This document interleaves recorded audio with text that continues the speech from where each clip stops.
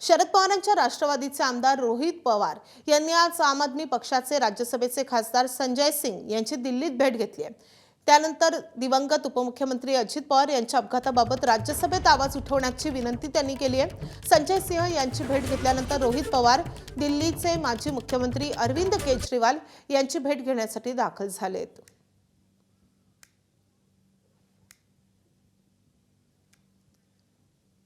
तर आपच्या या दोन बड्या नेत्यांची आज रोहित पवारांनी भेट घेतलेली आहे। माजी मुख्यमंत्री अरविंद केजरीवाल आणि संजय सिंग यांच्या भेट घेऊन आता राज्यसभेत देखील या प्रश्नावर आवाज उठवावा अशी विनंती रोहित पवारांनी केली आहे।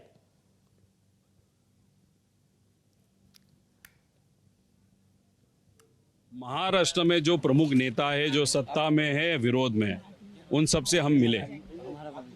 कोई सत्ता में हमारे विरोध में, इसलिए उनको मिलना उचित नहीं होगा, ऐसे विचार से हम किसी को स्किप नहीं किए। हम मुख्यमंत्री साहब से मिले, एकनाथ शिंदे से मिले, जी से मिले, फिर सुनेत्रा काकी से भी हम मिले, और बाकी जो प्रमुख नेता है उद्धव ठाकरे साहब, उनसे मिले, राज ठाकरे जी से, उनसे सबके साथ मिलने के बाद फिर अभी हम दिल्ली में आए।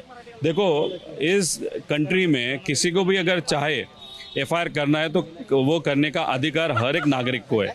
महाराष्ट्र का बहुत बड़ा नेता एक्सीडेंट में वहाँ पे चल बसता है और उनके बारे में एफआईआर करने के लिए हमको परमिशन नहीं मिलती। महाराष्ट्र में 2-3 पुलिस स्टेशन जाने के बाद भी वो परमिशन नहीं मिलती, सीआईडी भी वहाँ पे परमिशन नहीं देती। अगर महाराष्ट्र में ही उनको न्याय देने की भूमिका नहीं है, महाराष्ट्र के लोग चाहते हैं, कार्यकर्ता चाहता है, शायद जो सत्ता में नेता है वो नहीं चाहते।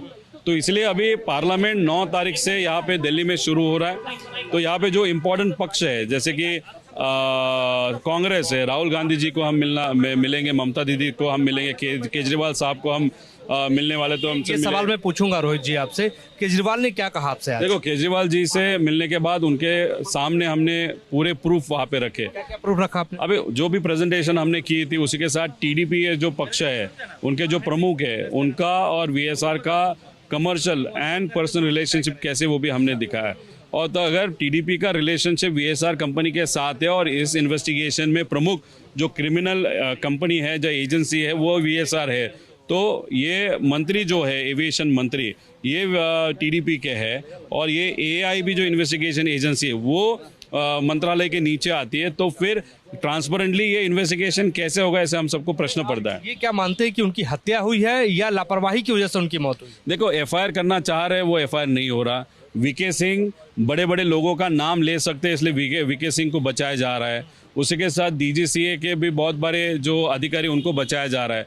अभी जिस तरीके से लोगों को बचाया जा रहा है, इन्वेस्टिगेशन राइट डायरेक्शन नहीं जा रहा, ये सब देखने के बाद डेफिनेटली इसके पीछे कुछ पॉलिटिकल कॉन्स्पिरेसी ऐसे हम सबको लग रहा है। राहुल गांधी से भी आप मुलाकात करने वाले हैं आने वाले वक्त में, ममता बनर्जी से भी मुलाकात करने वाले हैं? 100% उनसे मिलेंगे। एक तो अजित दादा का मुद्दा हम लेके जा ही रहे इन्वेस्टिगेशन के बारे में, और ये जो टीडीपी का जो मंत्री है, जो एविएशन मंत्री है, उनके रेजिग्नेशन के बारे में भी हम बात करेंगे। उसी के साथ भारत की जो पायलट की एसोसिएशन है, उन्होंने हमको कांटेक्ट किया था। जो अहमदाबाद में एक्सीडेंट हुआ था, उस एक्सीडेंट में पायलट की कुछ गलती नहीं थी, उसके पीछे जो जिस तरीके का इन्वेस्टिगेशन चाहिए वो इन्वेस्टिगेशन प्रॉपर्ली नहीं हो रहा। तो रूल 12 के अंदर का इन्वेस्टिगेशन होना चाहिए, ये भी मांग। ये सब लेके हम इन सब बड़ा नेताओं को मिलेंगे। एबीपी माझा, उघडा डोळे बघा नीट।